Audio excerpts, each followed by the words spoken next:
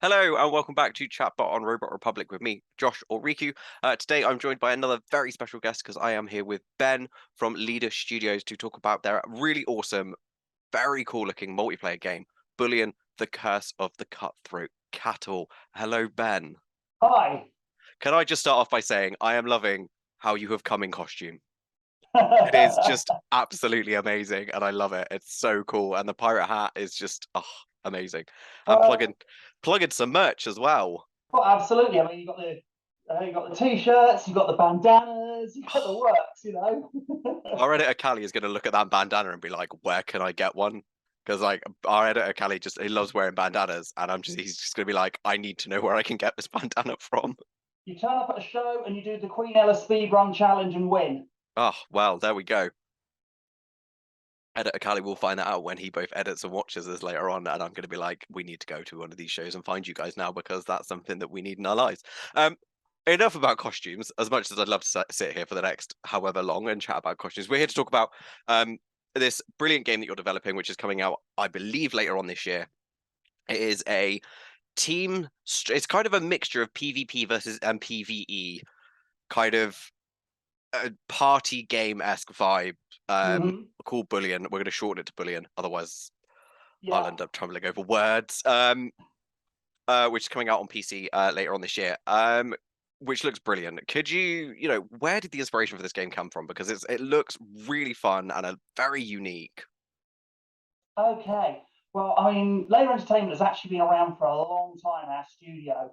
I mean, me and the other programmer, we date right back to the Atari ST days. So we've been doing this for so we've been doing it for a while, and Bullion, the idea for it actually surfaced probably best part about 10 years ago while we were still doing mobile games. We were brainstorming new projects. Yeah. And at that point, Angry Birds was very much in vogue. So angry was one of the words that got written up on a Post-it note. The joke in the team is that I try and solve all the problems with the Post-it notes. There's no problem I can't solve if I've got enough Post-it notes. Absolutely. And yeah, so that went up on the wall, and we were focusing on the different words, and we had pirate up there, and we had I think we had cow or bull up there because me and Paul, like I say, we come from the ST area when Jeff Minter was very much in his element, and we had things like Llamatron and Revenge of the Mutant Camels, and we'd kind of gotten onto that. And we figured, well, pirates are angry people, Yep. and bulls are angry animals. What happens if we mash them together? And suddenly we saw this long road of cow puns and bad jokes stretching out into the distance. And we just thought, right, there's some legs in this one. What kind of game can we do with this to really build the humor? Oh, that's brilliant. I love the fact as well that this was literally like cows are angry animals, pirates are angry people, and if we merge them, we can make so many puns. Yeah. So many puns. I mean, I was prepping for the interview, kind of like we've watched a lot of footage for the game. Didn't get around to playing a portion of it due to time constraints and stuff, but then was reading through the description on the Steam store page, and I did very much laugh because it is just like it's that standard kind of like quote unquote dad joke kind of thing in there, Oh, and I was yeah, just throwing like, a oh, pun. I'm loving it. It's just like proper old school silly humor, which is just great. Yeah. Well, So that kind obviously, of comes back to actually the last game we released beforehand, which was where we kind of made the jump from mobile to PC and console, simply because we had a demo rig for a show on a PC because no one's going to watch people play on little devices. yeah, And it was sort of like, again, there was sort of the local multiplayer, two-player racer. It was very bright, very colourful, had lots of farty noises in it, which the kids loved. And we just thought we'd build on that, that sort of like funny, family-oriented, friends-oriented slapstick humour. yeah, and everyone loves that. We all sit there and watch TV, and the slapstick humor and the fart jokes do make us giggle. Even if you're sitting there thinking, I'm a super mature person, you hear a fart joke, you're like, Well, here's hoping that translates into wish lists and downloads. absolutely. And obviously, there is down in the description right now of this video. Obviously, don't click on it now because you'll stop the video, but there is a link to the Steam page for Bullion down there. So obviously, you mentioned Angry Birds was kind of like when you were thinking about mobile games and stuff 10 years ago was kind of like a starting point per se. Were there any other kind of like specific types of games that inspired Bullion? Well, like I said, it's more sort of like a vibe rather than specific games. Mm. So we we wanted to. We'd seen we'd had the idea, and then it kind of got put on the shelf for ages.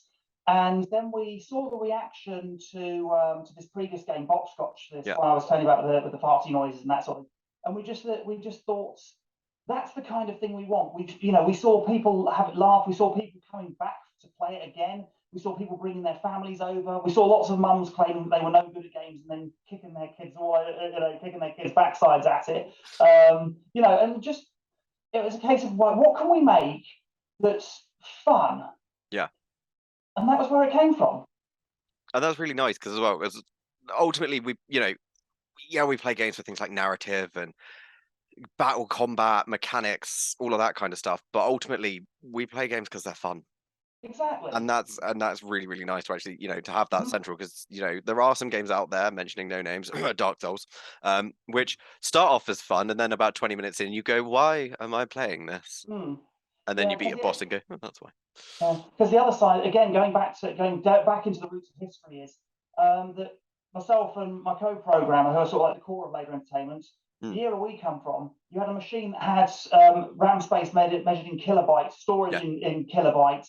You couldn't have these 20+ hour epics. You couldn't have stuff that was bolt on from the internet. You had to cram it all into 1 or 2 discs, and it had to have replay value. Yeah. So it had to be fun. It had to engage. It couldn't be a case of this is good because it's got a long drawn out story and I want to discover what happens next. It's sort of like I want to get past this particular wave, or I want to beat this person's high score. Yeah. Or if I'm playing head to head, I want to beat this other person.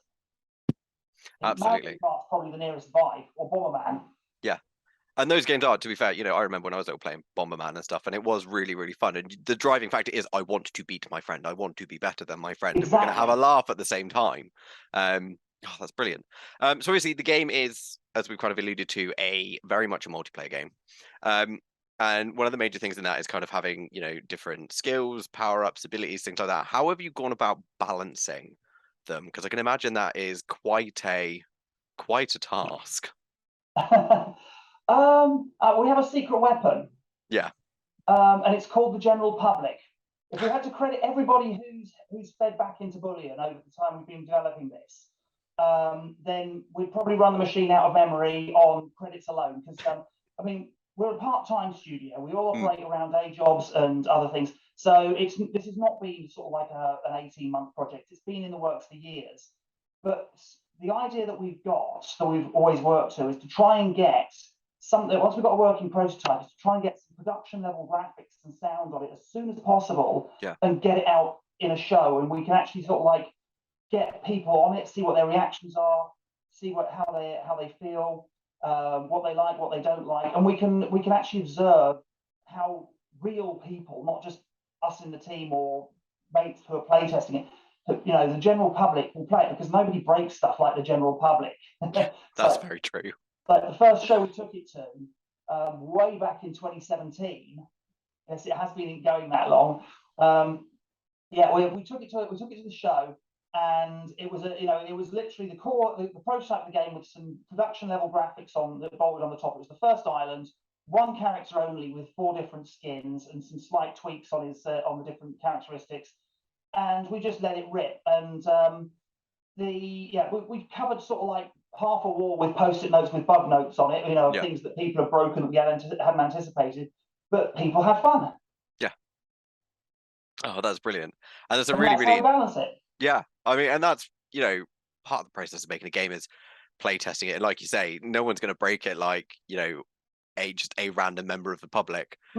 Because as a developer and a designer, you're going to be sitting there going, okay, I'm pretty sure this is unbreakable. You give it to someone and they, within 30 seconds, have gone, I seem to have fallen through the floor. Yeah. And you just kind of go, what? Yeah. I mean, the whole tuning process has been like that, sort of like these are the features we're adding over the next however many months, because we've got a show lined up at this point. We can get them reasonably stable and tested on our end by that point. And then we can turn it loose and see what the public think, and they'll either break it or tell us what's wrong with it. Oh, brilliant. And that is a really, really nice way to do it, because obviously, like you say, big studios, your massive AAAs and your AAs and whatnot tend to have, teams of playtesters who are drastically underpaid for the work and the reports that they have to write and stuff. But actually, games still go out with bugs. There are some very big examples of that over the last couple of years. But actually, I think that's really awesome that actually your, testing and balancing and mechanics and stuff comes from work at just taking a build of it to a show and being like, right, how many people can kind of, break this game? What things have we not thought about? That's really, really awesome.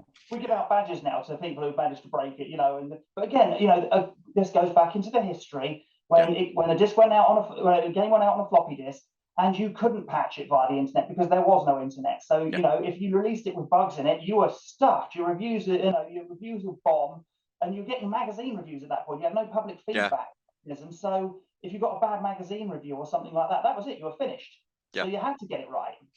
Joe, you've just echoed. I was fortunate enough to go to develop back in July and listen to the legend that is John Romero talk about Wolfenstein 3D, and he said the exact same thing. He was like, you're really lucky nowadays with video games because if you make a mistake and there's a bug that you haven't found, you can send out a patch. He was like, back then, if they had a bug in it, you were screwed.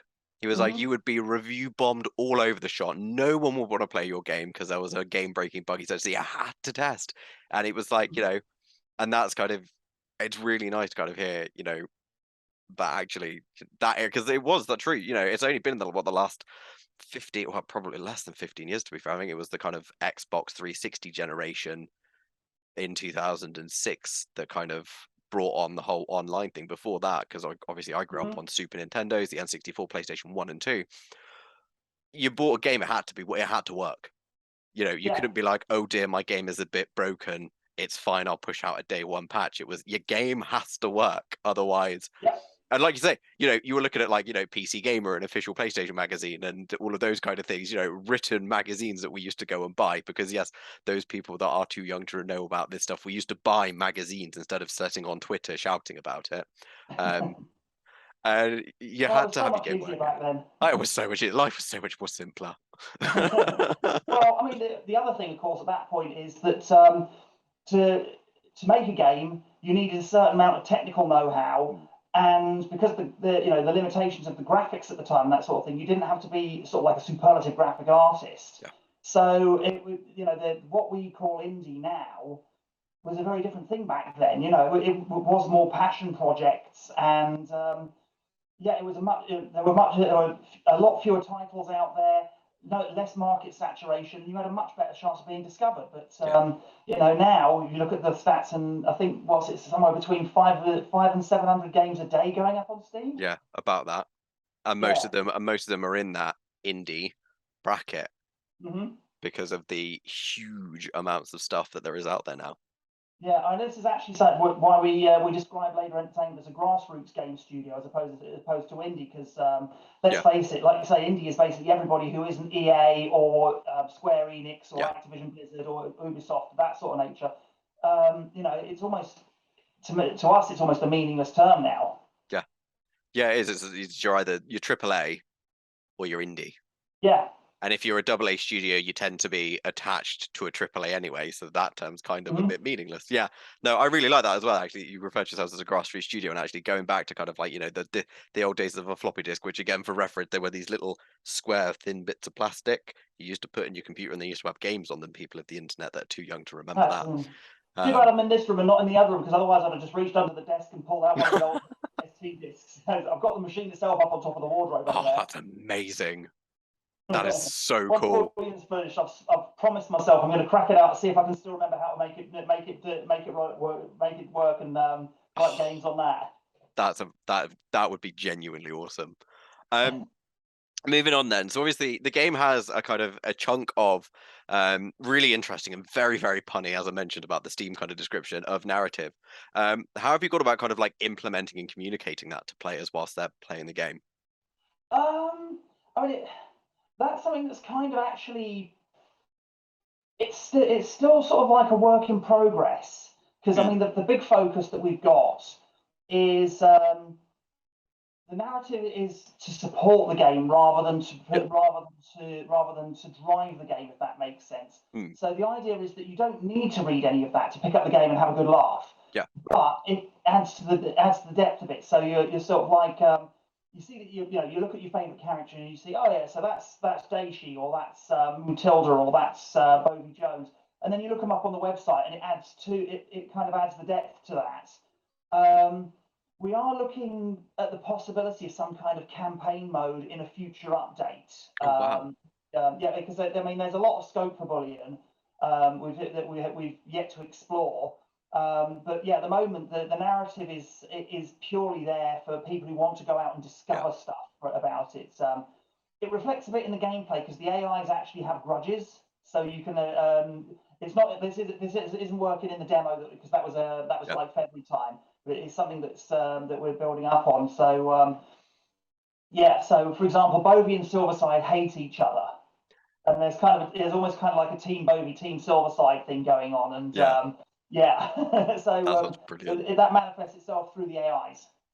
That's really cool, actually. And actually, to be fair, utilizing AI as a way to kind of like present grudges and stuff is a really interesting way that you've kind of developed this pseudo narrative within the game without making it kind of overly explicit, without lengthy cutscenes and stuff. That's really cool, actually. It also actually opens some really interesting doors because it means that obviously achievements is a huge thing these days. Where again, another thing that didn't exist back in the day when when I started out. But we've actually been knocking around the idea of adding achievements to it, where if you play your character in the manner that you work out what the grudge is and you play the character as their personality, then you get an achievement award for that. That's one of the ideas we're toying with. That is really awesome and sounds absolutely brilliant. And yeah, I know that we're planning on Robot Republic to actually give this game a crack when it comes out, because we love a good fun party game and we all get really salty with each other when things don't go well, and this just seems like our sort of thing. In which case, I would strongly recommend you read the waiver on our press kit site, which basically says that by picking up the controllers and downloading Bullion and playing it, you absolve Leda Entertainment of any breakups of friendships, relationships, any fallings out, any feuds. You choose to play. We are not going to be held responsible if you end up having a fight with a mate. The fact that you've written that as a disclaimer is one of my favorite things. Well, there's actually some background on that, because again, coming back to Bopscotch, the last one, we took it to a show. A couple sat down, and when they walked away, they weren't a couple anymore.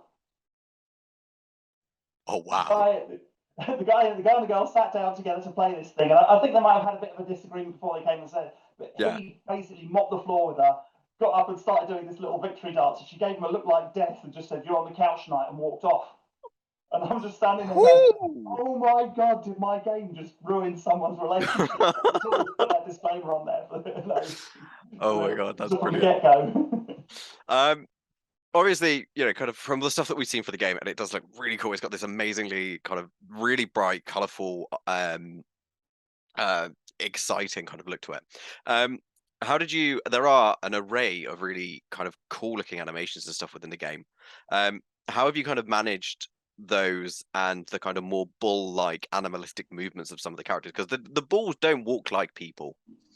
They kind of have a bit more of a kind of heavy-footed, clumpy around kind of like movements. How have you kind of worked all that in? Well, that actually all comes down to our main character or player character artist, who was the first 3D artist to join us. Because I mean, the way we basically work this, it was just me and Paul doing these things for ages, and then I went to Global Game Jam, met this chap called Matthew, who's a really good 3D artist and animator, and he basically saw all the stuff that I'd done previously. I pitched the game to him, and he came on board. And he's the one who's sort of like done all those character animations and made them all sort of like big and stompy. And originally the dash actually was meant to get them down on all fours and charging like a bull in a bull ring. But unfortunately, we had to pull the plug on that, because the change between sort of like an upright bipedal movement and dropping down to a quadrupedal, there was something about the elbows didn't work. Yeah. But I just remember Matthew saying, I can't get the elbows to work. It's like, what? Which for a charging bull, if it's just kind of like bouncing on its front legs, would look hilarious, but not quite what you're going for visually.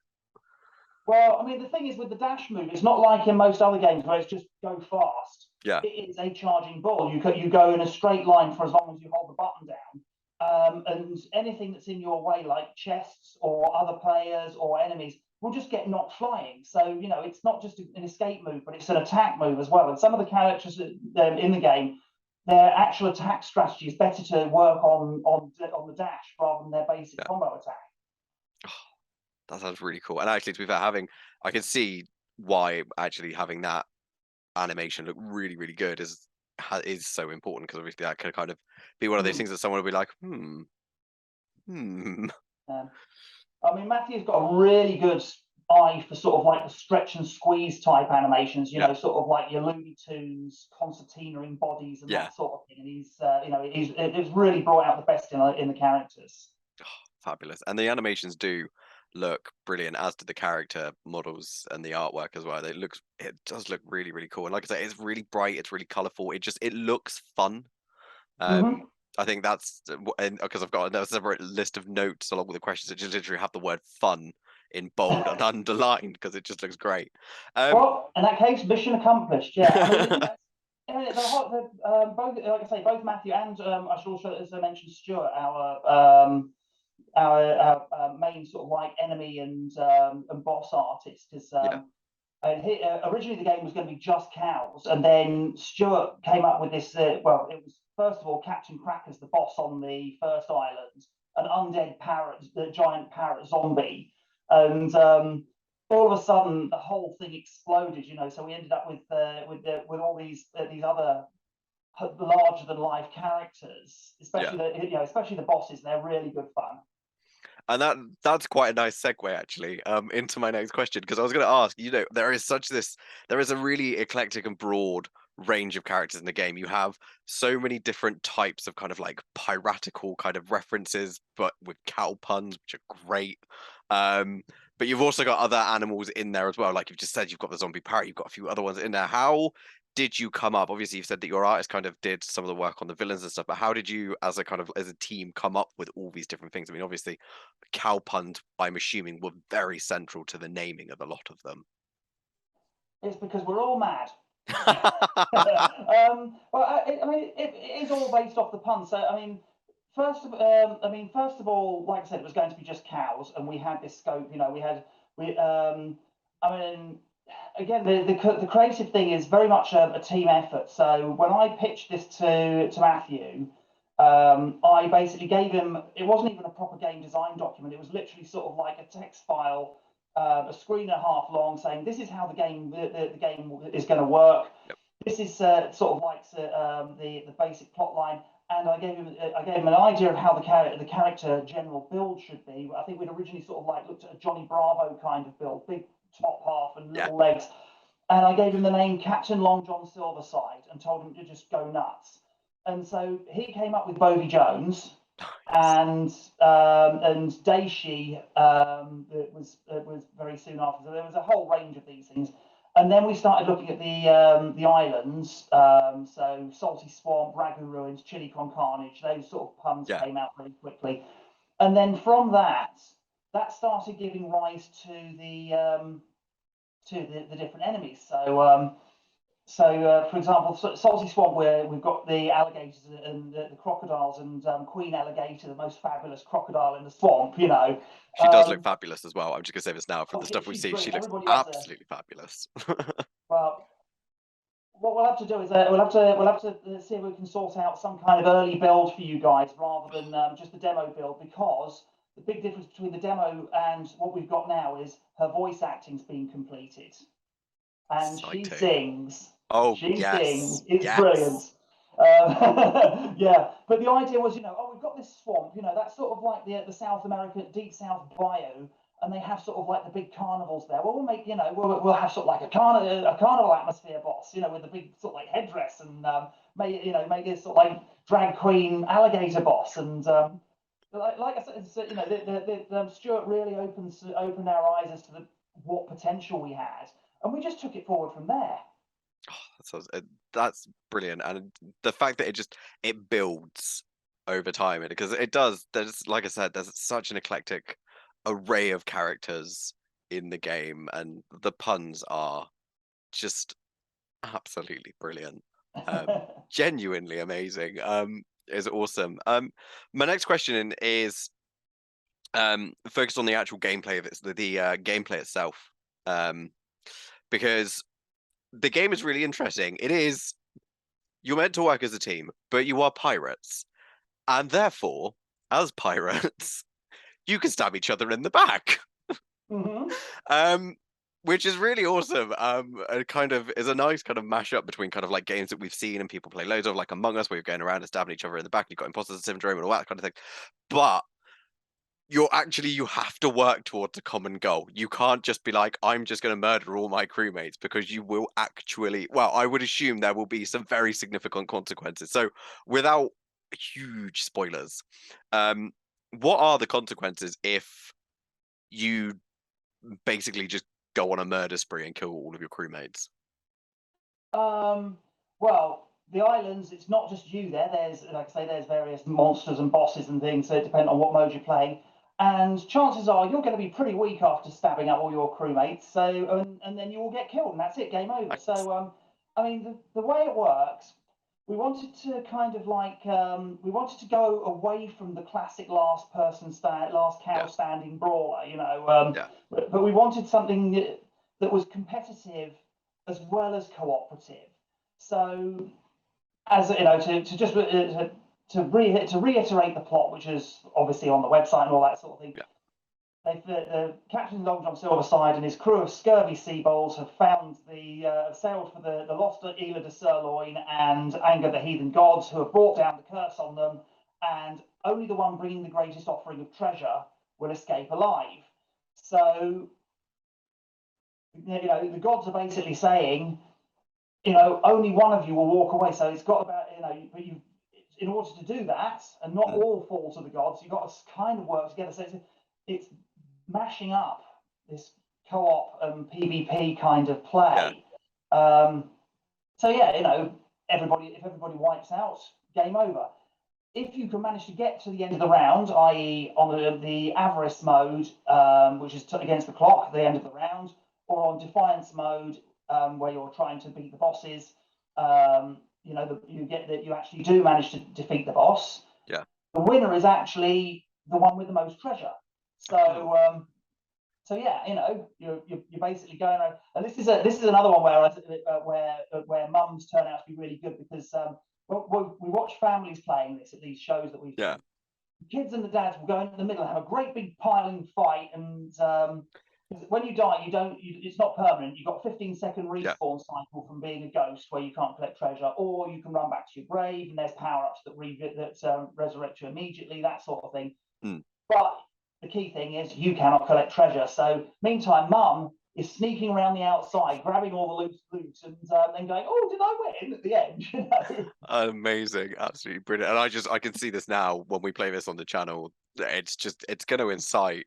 Thankfully, none of us are in the same room or in the same office. Otherwise, it would probably ensue some form of violence. Because there will be lots of sneakiness and lots of saltiness, and it will just descend into chaos, which is what we want. It's what we like doing on Robot Republic, and it just can't wait. You can't all get together in a room. I think, you know, I mean, some of the best footage we've actually shot is sort of like gameplay and then streamer style, with the whole group on the couch watching, you know, watching the reactions and that sort of thing. If we can, watching somebody get up and do a victory dance. If we can make it happen, we will try our best. My next question then, is obviously, with it being multiplayer and stuff, there's obviously a level of this where it's networked and whatnot. So how have you kind of managed the implementation, put my teeth back in, of the kind of more networked aspects of the game? This is where you're probably going to be stunned. Okay. We haven't. It is local multiplayer. Oh. The only reason you get to play it online multiplayer is because Steam works its magic with remote play. Ah, that's really cool. We deliberately designed it. Yes, the underlying code is written in such a way where if we wanted to bolt an online multiplayer, we could.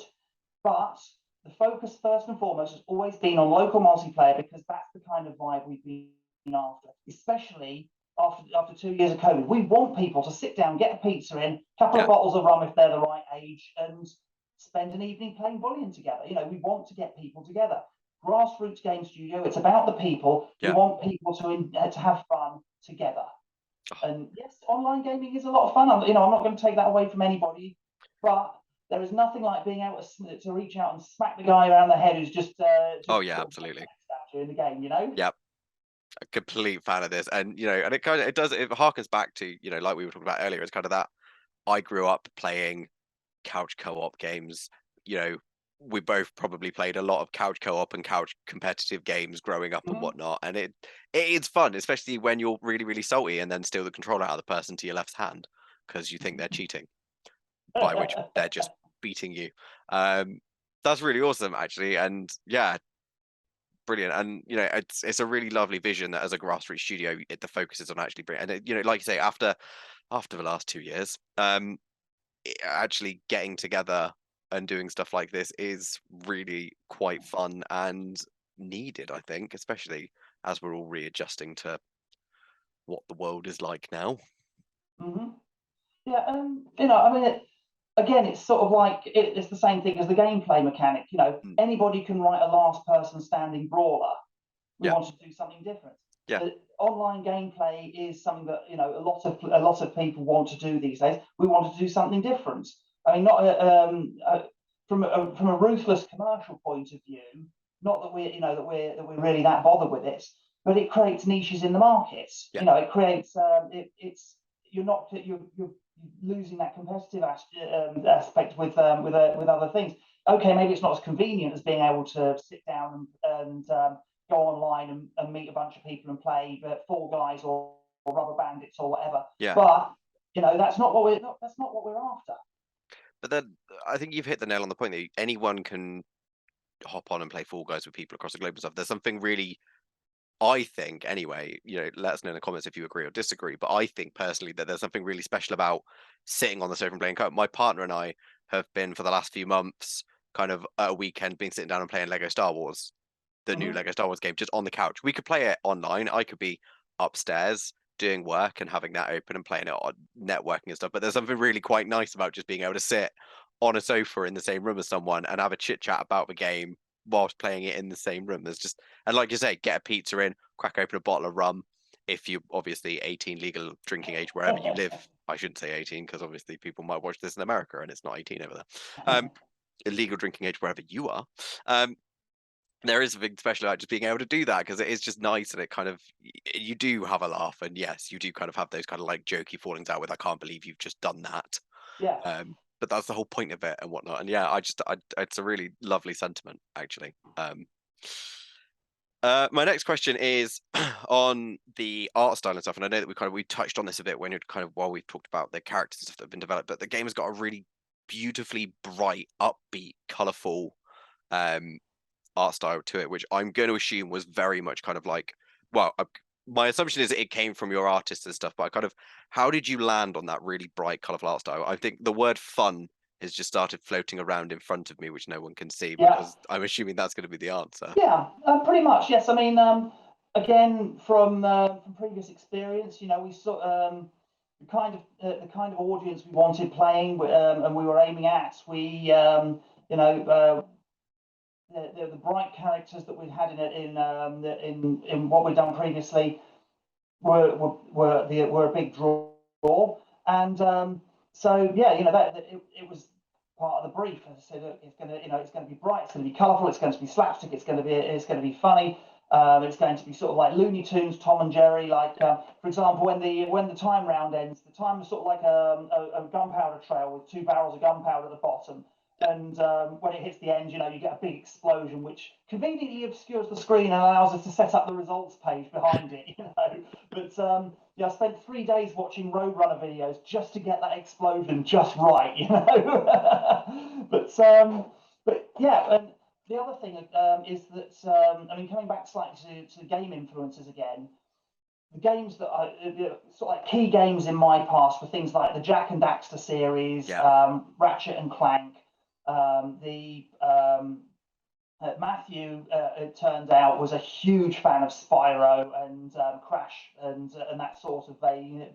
So we both had a very similar vision of where we wanted the art direction to go, and he just ran with it, and it's grown from there. Oh, brilliant.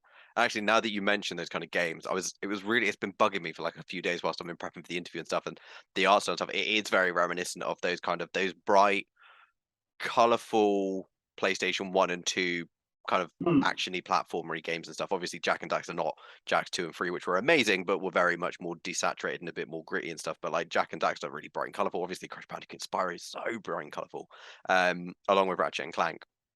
And actually, that's what it reminded me of, and it's taken me a while to work that out, because apparently, what anyone who watches the channel knows, I don't do well with heat and humidity, and at the moment, my brain is just like too hot, too hot, too hot. But yeah, it's just, I think it's for me, it's tapped into that nostalgia thing as well, which obviously, we all kind of talk about and whatnot. But it kind of has, I want to play this game because it looks amazing and fun, and kind of just upbeat and silly. But also it's kind of got that art style that is kind of a little bit more nostalgic for me from those games that I used to play when I was a kid and stuff. But yeah. The next question is about level design, because the level design looks so cool. There is such variety. It's islands, but there's variety in the islands. Some of them are slightly different color, different shapes, different sizes and stuff. How did you and the team approach the level design stuff, both in terms of like, not just the map sizes and layouts and stuff, but like all of the islands look very distinctly different from one another? How did you kind of approach that stuff? Was it a chucking a load of looking at holiday brochures and websites for Caribbean islands and being like, I wish I was there, or what? Yeah, how did you do that? Well, I guess it partly comes down to the puns again, for the name ideas, and we very quickly evolved away from just sort of like the traditional desert island idea, and where we could go with that. So yeah. I mean, what we were looking for,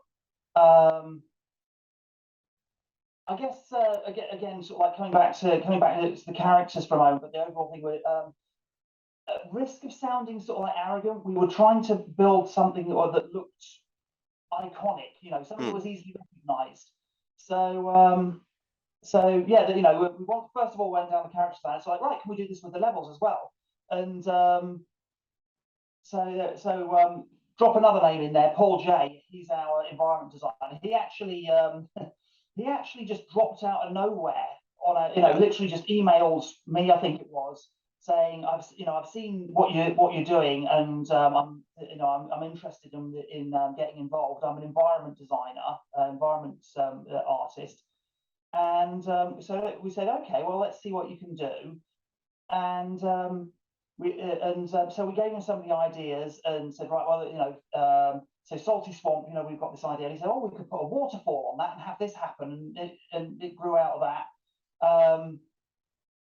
Then we had Ragu Ruins was next. And so, well, let's put that on top of a mountain. Let's make it a bit different, I mean, there's still one waiting to go in, because we've got sort of like up to 5 islands, and then we basically said to him, okay, well, we've been telling you what to do up until now. Come up with something. Yeah. Come up with something that's different to all the rest. And so, I mean, he's still working on it, because unfortunately, the way he built the first incarnation, it didn't play nicely on the Switch. But so we've had to say, look, can you go back and do some optimization work on it? But we're actually getting sort of like a Tortuga-esque port town that's inhabited by pirate pigs. So brilliant! They're going to be a lot of fun. Yeah. Oh, that's excellent. That sounds amazing. And you can then work in a load of pig puns as well. Exactly. I mean, it's called Corporal. Brilliant. But the other thing then is that we're then looking at the possibility of, if we can get this ready in time, a pirate pig stowaway unlockable character or something like that. Yeah. So where the dash moves for the bulls are for the bulls and the cows is called a bull rush. The pigs will be a bacon roll. Amazing. I'm going to do a little somersault type thing here, but bacon roll. That's great. That is so fun. Again, a lot of this is speculative, because that release date is looking very large in the window right now, and I mean, it's going to be touch and go if we can get to that. But to be, like so many other studios, if we need to push it a little bit, we'll do what we have to. Yeah. Better that than release something half baked. Yeah, exactly. And that's kind of an important thing, isn't it? You'd rather go out full swing than go out half swing and then be like, oh, we've got to do a load of extra work to get the game better, and more enjoyable. Because obviously, like you say, you want this game to be fun, and if it takes a couple of extra weeks to get polish on stuff, then it takes a couple of extra weeks to get polish on stuff. Exactly, Ultimately. And you're not accumulating bad reviews on the way through whilst you're working on it. Exactly. My next question, or my next two questions, my last two questions, actually, are the two that anyone who's watched this before, you know what they are.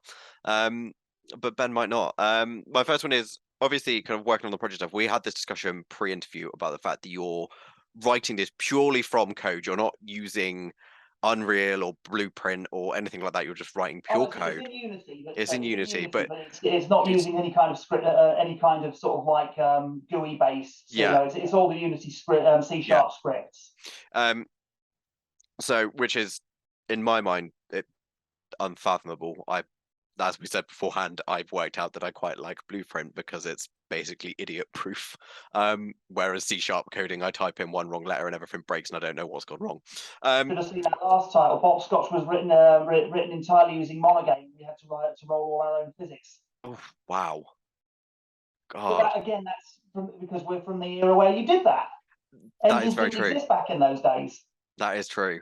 Actually, a lot of people there's a bit of a misconception that actually access to be able to develop engines, to use engines to develop games, has been a relatively recent-ish in terms of the history of gaming thing. Free access, definitely. Yeah, because obviously, back in the old days, if you wanted to design a game in Unreal Engine, you needed to pay Epic Games very tidy sums of money. My next question then is, what have been some of the biggest challenges during Bullion's development? Biggest challenge is probably been the team coordination. Because I'm going to use a dirty word here, or a dirty phrase. Oh, that's fine. Rev share. Basically, Paul and I are the core of Leda Entertainment. Yeah. And the rest of the guys, they've thrown their hats into the ring with us because they want to get that published title, which will then move them forward. Yeah. Or they want to get but what's different from us to what people think of rev share is that we've very clearly said up front, if you can bring the content, we can bring the code. We have a track record. We have published titles already. We can do this. We're not just idea guys. We're making this happen and using your input, and you will get creative license. It's not us telling you what to do. And this is you must make it look exactly like this. So it's the guys, the rest of the team. Yes, we've got the agreements in place, all the paperwork that says that anything we do make will be sort of shared out once costs have been covered. But everybody will get a say in how it will be divided up as well. It's not a case of we say we're dividing out the spoils and we get this and you get that. Everyone gets input on that. But because of that, because it's a voluntary thing, and because we've said there'll be no crunch time or anything like that, we'll shield and we'll shield the rest of the team from that kind of thing as best as possible. Coordinating the actual effort and getting all the content in. As like I said before this, it's been several months since I last had to build a boss. Queen Ella herself actually took a significant length of time in the build because we had to pivot around team members' other commitments. Stuart had kids in the time when between time we had to say, right, okay, he's going to take a step back. So we have to accommodating and working to the team's lifestyles and everything else. It's challenging, but it's what we all agreed on. We knew it was going to happen.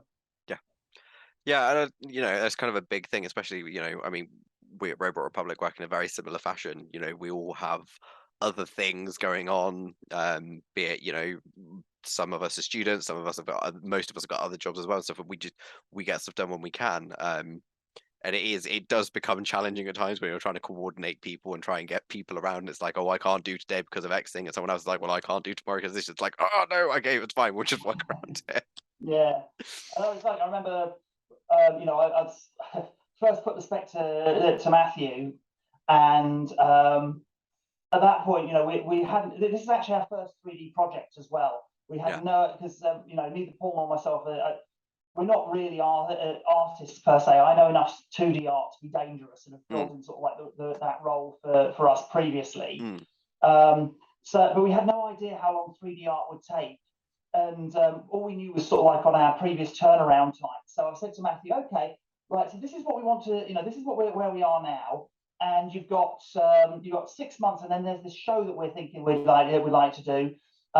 So we'd like to. Do you think we can get sort of like 2 or 3 of the playable characters ready by then, and a couple of the islands and the enemies, and using, and then sort of like reality has kicked in. It's like, Yeah.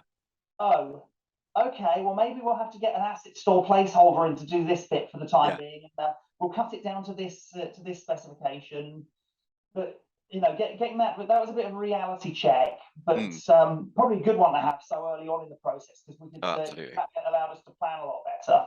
Definitely definitely, because as it can be, at times, I know from one of my previous jobs, one of the biggest things that I was told by a more senior colleague was the worst thing you'll ever have to do in this job is try and manage a large group of people.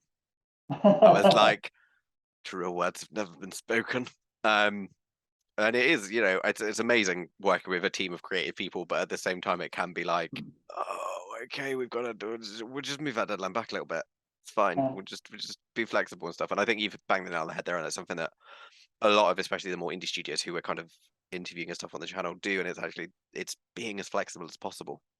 And actually, as a grassroots studio, you can kind of sit there and say, we'll just push the release date back a week or two.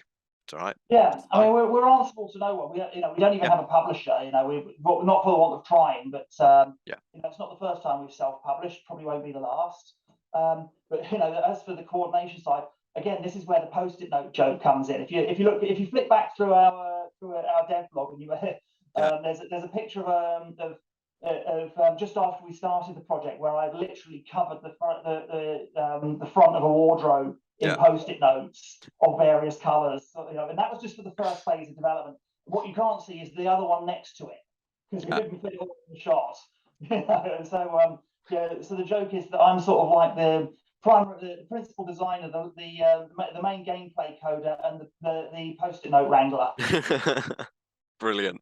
I mean, that's something that you just want to put at the bottom of the scene, like, job title with post-it note wrangler there as well, and that way people can be like, We put it on the pitch deck.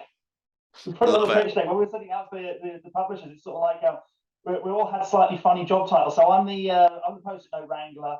Paul's the team cyborg, because he's got one of those hearing aids that plug into the side of your head.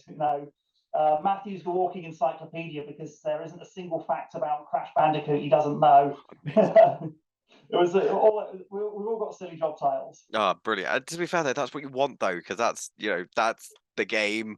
That's from this interview, that's what the vibe I'm getting from you guys is just fun. Just fun. What we're going after. Yeah. My final question then is, obviously we've talked about, we've been talking about Bullion this whole time, but what is next for both? You've already alluded to, you might possibly look at adding maybe a campaign mode and some other bits and bobs. What is next for Bullion? And then after that, do you have any plans for a future project? I think what's next for Bullion, what's just as important is what's not next for Bullion. And what is not next is anything involving crypto or NFTs or any of these microtransactions where you can sort of like buy a super sword for the next game that's going to make you I will always go on the record and saying this, we're not about that. Once you've got Bullion, the only extra payments and DLC that will be there will be things like level packs, so additional islands, Yeah. additional playable characters, stuff that actually adds further content and value to the game. As I alluded to, we might look at bringing it to a proper online multiplayer setup if that's feasible. We're exploring sort of like some new, even wilder ideas. Someone took a photo of me in the balls in this foam balls head silver side outfit that we used for the promotion, standing outside a Doctor Who TARDIS. Wow. So that kind of tied up with there's a band called Ailstorm who focus on all piratey stuff. Yeah. They did a song called Back Through Time, and I was just thinking, oh, maybe we could do a sort of like some time travel levels or something like that, where you have to go and fight Vikings as sort of like a nod of a hat to them. Brilliant. It's just got crazier, but I guess it really depends on the response, because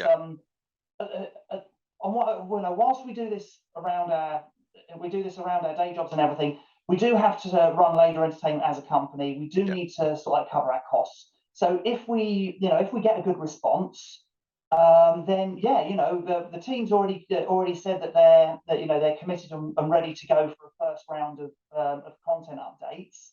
And what happens after that is really up to the players.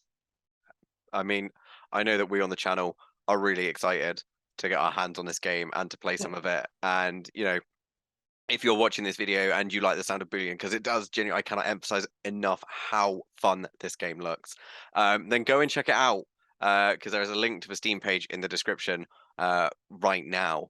Ben, it has been a joyous pleasure talking to you, Captain Post-it Note Wrangler. Thank you so much for coming on the show. It has been a genuine pleasure. It's been great talking. And if you like this video, please do hit that like button, subscribe. Like I said, go and check out this game over on the Steam page, and don't forget to subscribe to Robot Republic, because we have loads of new content coming out nearly every single day.